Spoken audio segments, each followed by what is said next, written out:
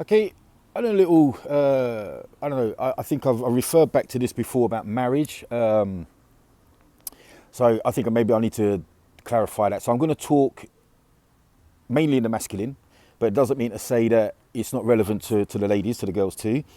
And it's probably going to be more specifically targeted towards reverts into the religion. But then again, it's not to say that it doesn't have relevance for anybody looking for marriage. Okay. Firstly, preparation. You know, if you're going to be married, prepare yourself. It's like anything, man. It's a big step. It's a big decision. It's something that you need to be prepared for mentally, spiritually, physically before you jump into that commitment. Okay. Now, speaking more specifically about reverts, it's my opinion, and it probably won't be a popular one, but it's just my opinion that you should wait. If you're new into the religion, and you're not already with someone, I mean, if you come into religion and you come in as a couple, you know, he or she becomes Muslim and, you know, you want to become Muslim together, then probably just make the relationship halal and become married. It's a different situation. But if you're a single bloke or a single woman and you're coming into religion, I would give it 2 to 3 years before I would recommend that you would be serious about getting a wife. Okay? And the reason for this is you're going to go through many changes. You're going to go through many steps and stages in your deen, in your journey of Islam, in your learning, in your everything. I mean, lots of things are going to change. You're going to meet new people.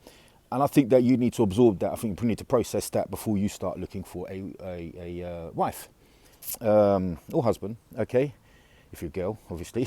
Yeah, you need to take your time. This is not a small thing. The last thing that you want to do is get married to somebody and 2, 3 years later, a couple of kids down the road, end up getting divorced because it was a rush decision. Now, moving on from that, okay, I'll try and keep this video as brief as possible.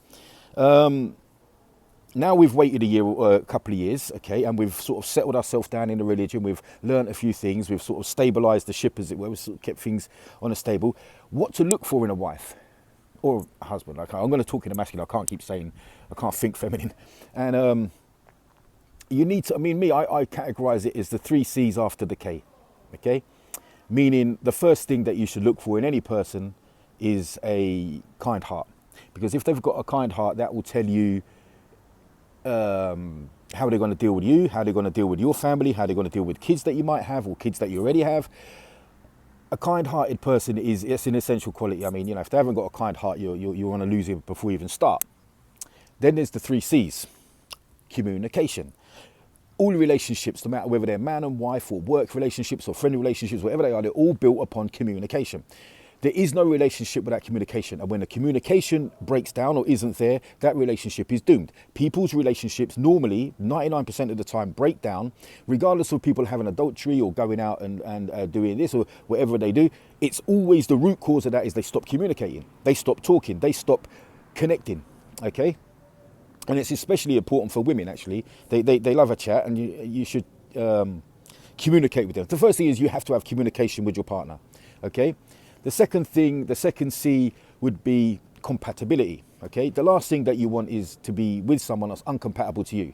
Example might be that you're very much into keeping fit and eating healthily, and this person doesn't get off the couch and is happy to eat chocolate all day. And that's an extreme example, I know, and it's probably not the most mature one. But do you know what I'm saying? There needs to be common ground and compatibility. The most common ground you're going to have is your religion, okay, which is fine. That's a given. But it also has to be personality compatibilities as well. So look for someone who is compatible to you, and culturally as well. I mean, I know there's no harm in or nothing wrong with at all marrying someone from a different culture, but ideally you'd want to marry someone as close to how you see things as you can. The next one, the next C is compromise. Every single relationship that you're ever going to have with anybody is going to be a compromise. There has got to be compromises involved. Some of them major, some of them minor, but you have to be prepared to compromise. And you're going to have to look at this person and think, am I prepared to compromise things in my life for you? And if you're not, they're not for you.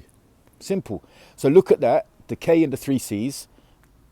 And well, I kind of use them as a sort of template for how I'm looking for, if I was looking for a wife. I kind of give up on it, to be honest with you, but yeah. Now we're going to enter another one, okay, which is, again, more directed at reverts, okay? say this as tactfully as possible. Most likely, as a revert, if you're not going to marry the person that you come into the religion with, which would be great, if you're not, then you're probably going to marry into a Muslim family. Brilliant. That comes with a load of plus signs and a load of boxes ticked and some great assets to your family life.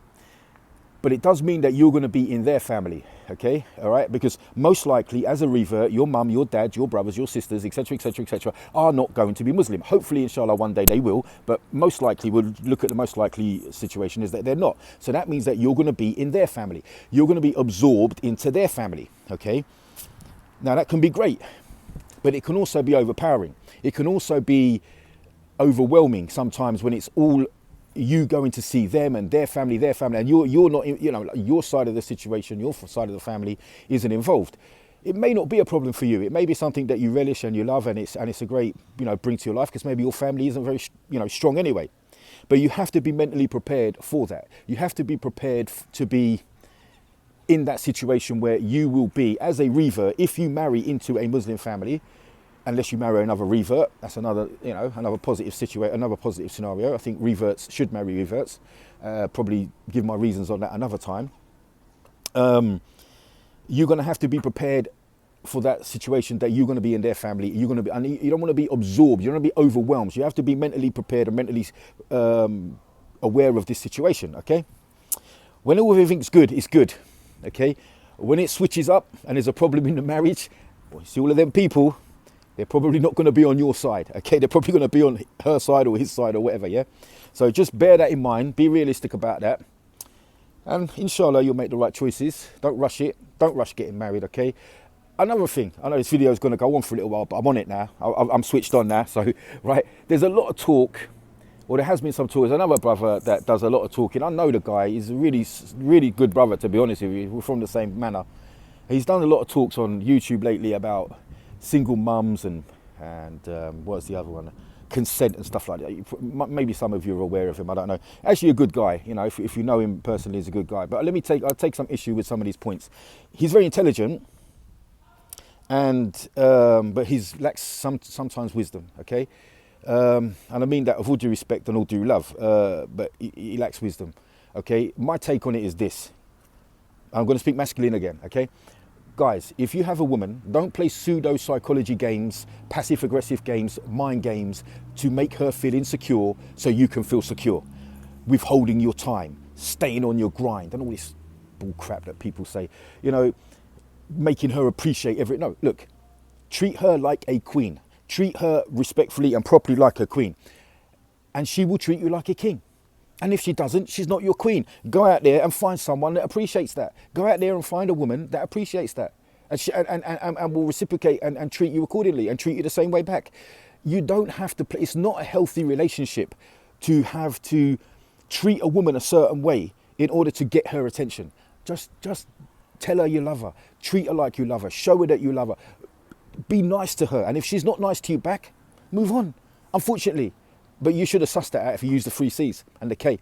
So I just wanted to address that very, very briefly, because some of it worries me when people talk like this. A lot of the people that listen to them talks are younger Muslim men, and they're influenced by these things. I think someone a little bit older. I'm like 20 odd years older than that brother, so I have a little bit of time under my belt that he doesn't. So maybe a little bit of experience there that he doesn't have. You can learn books, but you can't learn wisdom. You know what I'm saying? So I don't want the brothers to be overly influenced by that sort of talk.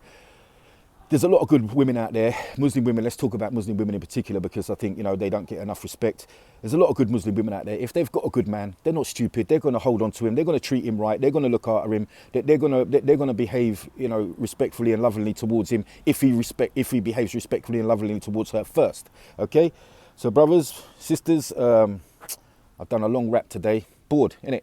So people, knowledge beats ignorance, love beats hate. Peace.